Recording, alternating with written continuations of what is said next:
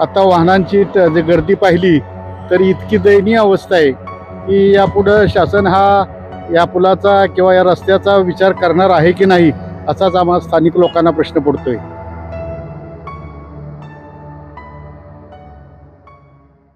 गेली अनेक वर्ष वाठा स्टेशनजवळ असणाऱ्या देऊर ओढ्यावरील ब्रिटिशकालीन पुलासंदर्भात वाहनधारकांनी तसेच आजूबाजूच्या ग्रामस्थांनी भारतीय राष्ट्रीय राज्यमार्ग प्राधिकरणाकडे वेळोवेळी तक्रारी करून सुद्धा सातारा लोणंद रस्त्याबाबत नॅशनल हायवे अथॉरिटीला कोणते सोयीसूतक नसल्याचे दिसून येत आहे। वेळोवेळी तक्रारी करून सुद्धा कोणत्याच प्रकारचे काम होत नसल्याबाबत वाहनधारक व ग्रामस्थांमध्ये प्रचंड संतापाचे वातावरण पसरल्याचे दिसून येत आहे। याबाबत थेट घेण्यात आलेला अपघाताच्या ठिकाणचा आढावा। नमस्कार, आता आपण पोहोचलो आहोत सातारा लोणंद रस्त्यावरील या वाठा स्टेशन नजीक असणाऱ्या देऊर वाड्याच्या या पुलावरती। आणि तसं पाहिलं तर पुन्हा एकदा नॅशनल हायवे अथॉरिटीचा कारभार एकदम ढिला कारभार आणि घाळ कारभार पुन्हा एकदा चव्हाट्यावर आलेला दिसून येत आहे। या ओढ्यावरती एकदम अरुंद पूल आहे आणि या अरुंद पुलावरती मोठ्या प्रमाणात खड्ड्यांचं साम्राज्य दिसून येतं आणि या खड्ड्यांच्या साम्राज्यामुळं हा ट्रक अक्षरशः पुलावरून खाली जाता जाता वाचला आहे।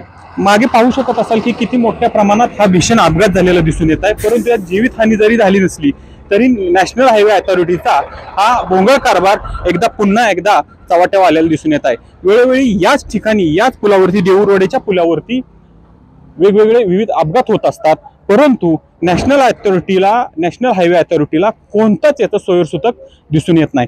गेले अनेक वर्ष या पुलासंदर्भात चांगल्या प्रमाणात काम करावं, प्रतीचं काम करावं अशा ग्रामस्थांच्या प्रतिक्रिया होत्या, परंतु नॅशनल हायवेला याचं कोणतंच सोयीसूतक दिसत नाही।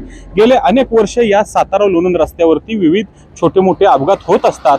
आम्ही नॅशनल हायवे अथॉरिटीचे अधिकारी सांगतात की आम्ही ह्यावरती फंड टाकलाय, काम चालू केलंय, परंतु जर हे काम चालू केलं असेल तर हे असं अपघात का होतात आणि या पुलावरती भले मोठे खड्डे पडलेले दिसून येतात। तसं पाहिलं तर इकडे पाहू शकत असाल की या पुलाचा मोठ्या प्रमाणात कटाडी देखील पडलेले आहेत, तिथून वाहन खाली जाण्याची शक्यता आहे। हा ट्रक देखील या खड्ड्यांच्या साम्राज्यामुळं या पुलावरती भले मोठे खड्डे तिथं भगदाडी पडलेले, परंतु स्थानिक पोलिसांनी हे भगदाड मुजून काढलं काही दिवसांपूर्वी दगड आणि धोंडे टाकून, परंतु आज देखील हा मोठा अपघात होता वाचलाय।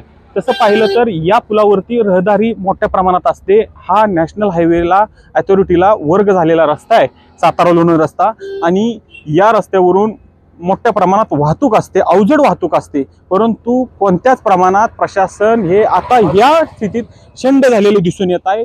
ग्रामस्थांचा मोठ्या प्रमाणात, वाहनधारकांचा मोठ्या प्रमाणात इथं संतप्त सवाल आहे की आम्ही जगावं का मरावं, वाहन कसं चालवावं, हाच मोठा प्रश्न या पुलावरती आणि या रस्त्यावरती चालताना दिसून येत आहे। दोन्हीकडून तीव्र उतार असल्यामुळे इथं वाहन मोठ्या प्रमाणात स्पीडने येतं, गतीने येतं आणि इथं अपघात होतच असतो।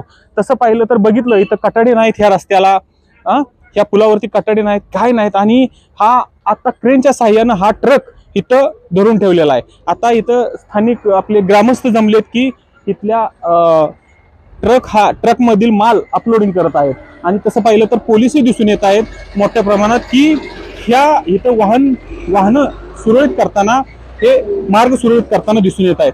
तसं पाहिलं तर हा रस्ता नॅशनल हायवेकडे असून सुद्धा असं का नितीन गडकरी जर म्हणत असतील की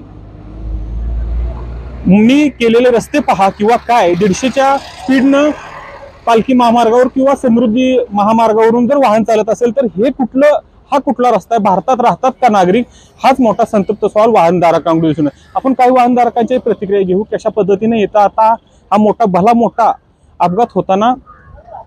काका, काय सांगाल की आपण ही वाहनधारक आहे, ते स्थानिक आहेत, काय वाटतंय तुम्हाला की इथं वेळोवेळी असे अपघात होत असतात आणि इथं खड्ड्यांचं साम्राज्य, नॅशनल हायवे अथॉरिटीकडे हा रस्ता आहे, काय सांगाल थोडक्यात याबाबत?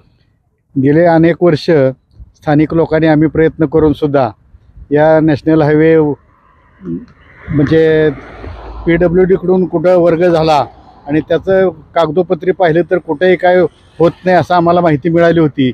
आणि हा ब्रिटिशकालीन पूल, या पुलावर गेले कित्येक वेळा कितीतरी लोकांचे जीव गेलेले आहेत, कोण मोटरसायकलवाला धडकतोय, कोण काय करतो. आणि ह्या पुलाची अवस्था जर पाहिली तर इतकी दयनीय आहे की एखाद्या लोडची गाडी आल्यानंतर धडधड धडधड अशा पद्धतीनं हा पूल हलतो. आणि आत्ताच बघा, कालच एक मोठा अपघात झालेला आहे. या अपघातामध्ये त्या पुलाचं तर झालंच नुकसान, परंतु आता वाहनांची जी गर्दी पाहिली तर इतकी दयनीय अवस्था आहे की यापुढं शासन हा या पुलाचा किंवा या रस्त्याचा विचार करणार आहे की नाही, असाच आम्हाला स्थानिक लोकांना प्रश्न पडतोय. तसं पाहिलं तर नॅशनल हायवे अथॉरिटीकडे म्हणजे नॅशनलकडे हा रस्ता आहे, नितीन गडकरी साहेब याचे खात्याकडे हां. ते सांगतात की मी केलेल्या रस्त्यावरून 150च्या स्पीडनं गाडी चालवायची, पण ह्या रोडवरनं कशी 150च्या स्पीडनं गाडी अहो, चालवायची. इथं आत्ता अशी परिस्थिती, नितीन गडकरी साहेबांनी जे आवाहन केलं किंवा त्यांनी जे प्रोग्राम राबवलेत, परंतु या रस्त्यासाठी काय परिस्थिती आहे, या रस्त्यासाठी पैसे पडलेत का?